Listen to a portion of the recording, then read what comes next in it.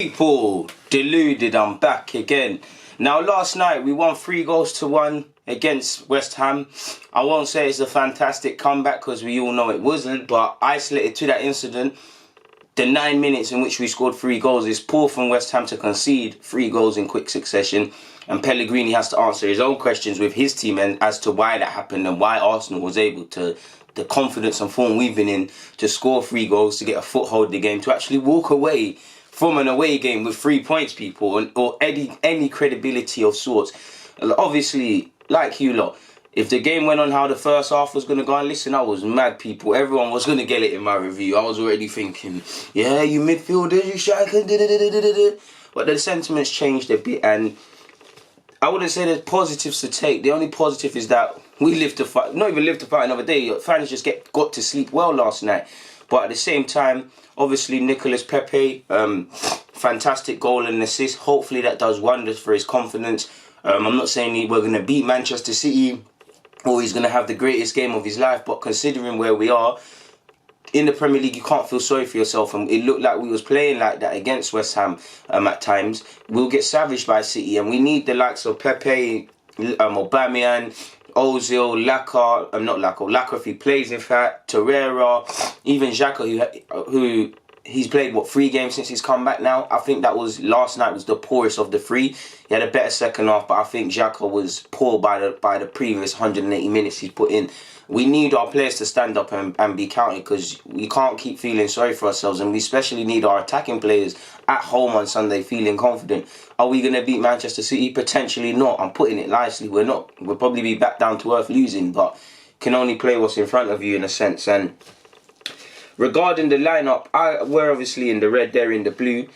I've just put our average position, and you probably had Pepe out there, Martinelli out there, obviously you had Ozil there.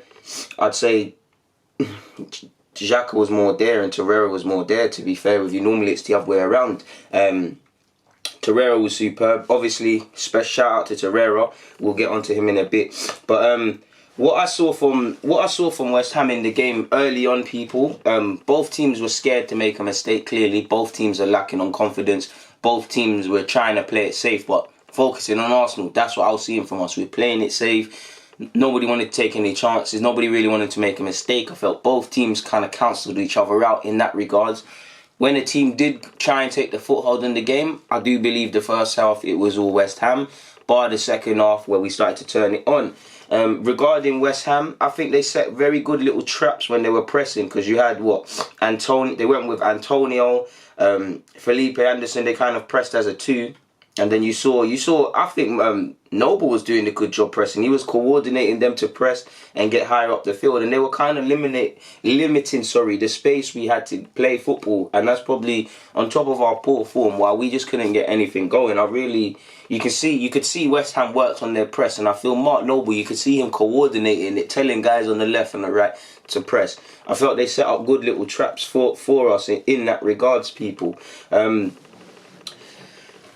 Some benefits in the game. If you look at our goals, what we've got back to, we're cutting teams open in 3-4 passes, which we haven't done in a while, people. We've really struggled to do. You go and look at the. If we remove everybody, defense is irrelevant today, people. Yeah, let's just focus on Torreira, Kolasinac, Martinelli, and let's paint the picture by having some West Ham players, even though West Ham not playing blue. Yeah. Ball came in from Torreira, people. This is what we need to do. Ball came in from Torreira. Kolasinac was already on his back. There was about 4 players around Martinelli. Martinelli came off the flanks. Yeah. Kolasinac bombed forward, people. I always say this about Arsenal, so I have to say it about West Ham. First and foremost, there's 4 or 5 players there. They're actually bringing Aubameyang. 2 men are actually occupied with what Aubameyang's doing. Like, one's caught in 6s and 7s. One's actually trying to mark him. Either way, no one's really paying attention, and there's still too much space. Martinelli's movement is superb for a young player. How much of it is taught, I personally don't think. I think obviously he's been taught to move, but I think personally, I think 98% of his movement is he was born to do it. Some players just got it, and I think he's got it. I know he's playing on the flanks, and he's played through the middle, but I do believe his future as a striker purely because he's got that incident. I said it before, even from pre-season, if he wasn't necessarily scoring, you look at the goals, he weren't far from the crime scene. He was either involved or he was part of the scruffle trying to get it in. I don't think you can teach a lot of that. Kolasinac, we know he's better going forward than he is defensively. He comes in, they're unaware, he plays it into him. Obviously, he's in the... Well, this ain't to scale. He plays it into him. Obviously, this is in the area, but it's not to scale because it's just purely not possible. And he puts it in. That's what we need to do. About 3-4 passes, people. 1, 2, 3. Like, he takes a touch, sorts himself out, and boom. And that same logic, if we remove Kolasinac, happened from the second goal, I believe, in which Torreira played it to Ozil, Ozil played it to Aubameyang, and Aubameyang played it to the flanks. I could be wrong, and then Pepe did the rest of it. And there was definitely another. If that wasn't the second, it was definitely the third. Either way, that's the one benefit I saw. We're cutting teams open in 7-8 passes, max 3-4 passes for like the third goal. For me, the second half, the confidence the players played with, again, isolated 10 minutes, that's the sort of freedom you have to play with. We have been poor. You might as well try things. The only way we're going to get out of this poor form, and I don't even think we can, is by being brave, is by trying things, people. The players can't be scared to attempt new things. You just simply can't. They looked like they were playing with freedom in the second half. They looked like they weren't scared to try things. Whether you don't believe in these players, whether the players are poor, mentally it's not healthy if any individual on a football pitch goes into a game fearful of making mistakes or scared. Mentally it's going to have the wrong effect. We need our players to go out there with confidence first and foremost, which they can only bring into themselves. Hopefully the likes of Pepe have got that after his goal and assist.